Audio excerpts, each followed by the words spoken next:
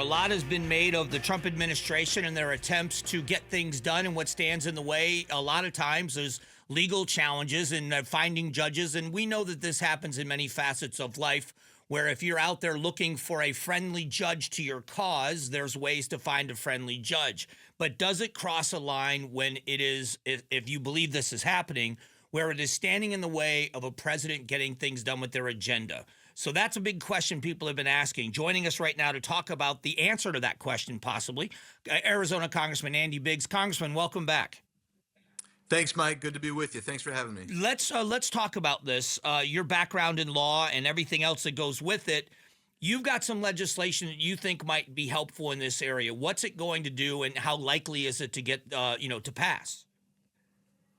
So I'm approaching this from a specific historical vantage, and and look, not every time that an administration is thwarted by an injunction or a TRO is it going to be invalid or wrong. But there are times when a judge oversteps their bounds. And so that's what my bill addresses. It's a resolution specifically with regard to a particular judge who has overt conflicts of interest, has abused power. And when the president has specific delegated powers by statute, he's still weighed in and tried to quash those. And so what I'm talking about is specifically Article 3, Section 1, Mike, deals with this. It isn't Section 2. I'm not talking about within the Constitution. We're not talking about Article 2, Section 4, which deals with impeachment. We're dealing with something called the Good Behavior Clause. And a lot of people say, oh, yeah, the federal judges all get to sit for lifetime. That's not accurate. The Constitution says they get to sit for a term of, and this is how I'm going to quote it now, they get to sit during good behavior, just during good behavior. And if they have bad behavior, they can be removed from office without impeachment. So you don't have all the stigma of impeachment. You don't have the additional constraints of never being able to hold up public office again, those types of things that come with impeachment, and you're not accused of a crime. You're just alleged to have been acting in bad behavior, inconsistent with what Congress determines good behavior is. So is there a concern that this could then cause these wars to happen with political parties, that every time a president runs up against something like this, that there's going to be a movement by the friendly party to that president in Congress to remove a judge? Yeah, I am concerned about that, but I will tell you what you're seeing happen right now is this rash of lawsuits by the Democrats and the far left going to the courts, forum shopping, finding a judge who's favorable, who's expressed some kind of bias perhaps in the past, and issuing these overwhelmingly broad injunctions to stop and thwart a president's agenda. As I say, not every time that happens is it inappropriate, but I can tell you that what's happening now is certainly beyond anything we've seen historically with regard to attacks on the administration through this basically abuse of power. And yeah, and I would, if I answer your question directly, I don't mean to be dancing around. I will answer it very directly. Yes, I can see that happening, but I don't think it's going to be as broad and wide as some people fear. Number one. Number two, I think it would quickly bring judges back to heel, so where they know that they're not supposed to be trying to legislate from the bench, trying to control from the bench, but instead what they're trying to do is apply the law to the litigants in front of them. And we're way beyond overdue for that type of correction within our judiciary. The judiciary, Mike, is supposed to be the weakest branch. It isn't supposed to be the branch that comes and takes over Congress and the executive branch. In your experience, how prevalent is this on both sides? Are there activist judges out there? Is it a very, very common problem? Or is it something that when it rears its ugly head, it needs to be stopped and it's not as common as people make it out to be? Which is it? I think it's more common than we want to admit. I think that you see it on a day-by-day basis. I think we tend to focus on large cases that are up on appeal. And I think people forget that what's happening sometimes is in these lower courts, you have judges who are trying to make a statement for perhaps political reasons, perhaps other professional reasons, and they sometimes overstep their bounds. So I think it's broader than most people realize, because when we see it, Mike, we tend to see it coming in big cases on appellate levels.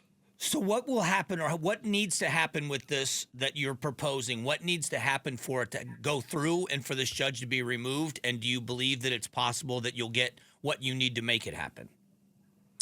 So for last part first, I do think it's possible. It would be very difficult. But here's the process. So the resolution is out there. The bill has been assigned to the Judiciary Committee in the House.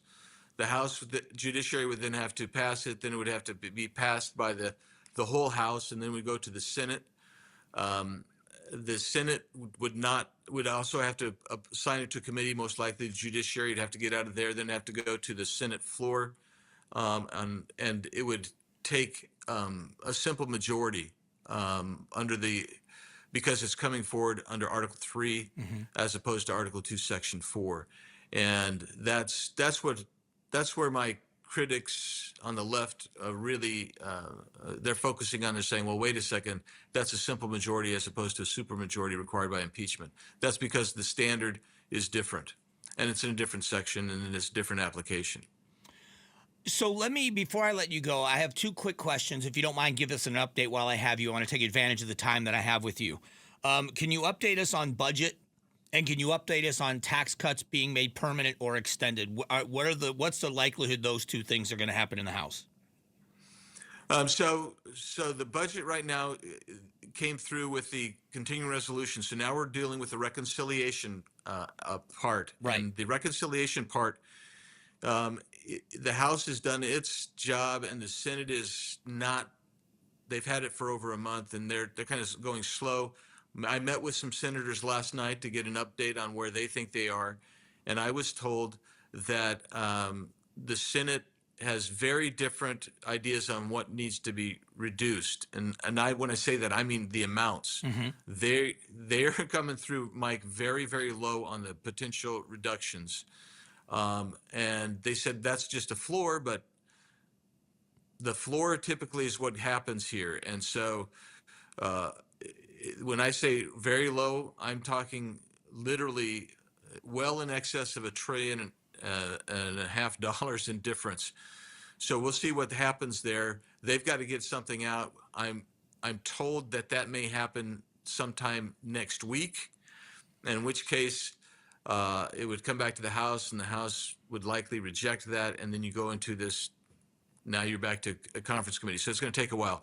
Your second question with regard to the taxes, this is why I want this to move faster, is because both sides are in agreement on the taxes. So you're going to see the extension and permanency of the Trump Tax Cut Job Act of 2017. Those will be enacted, but also President Trump has requested an additional 3 or 4 areas of additional tax reductions, including one on all individuals who make less than $150,000 a year pay no income tax. Those are out there. That's part of what the Senate's trying to do now. They're trying to figure out how they can pay for those. And but I do believe that he's going to get substantially some of those additional cuts as well. And this is the no tax on under 150, no tax on tips, no tax on Social Security income, and he's got another 4th and 5th out there as well. All right, I appreciate the update, and I'm looking forward to what happens with this judge in this case and how quickly it moves through, and I appreciate the update. It's always good to talk with you. Thanks, Mike. Thanks for taking time today. All right, that is Congressman Andy Biggs spending a few minutes with us. Thanks for watching the Mike Broomhead Show. Catch up on Amazing Arizonans, a KTAR News podcast, and click the button in the middle to subscribe.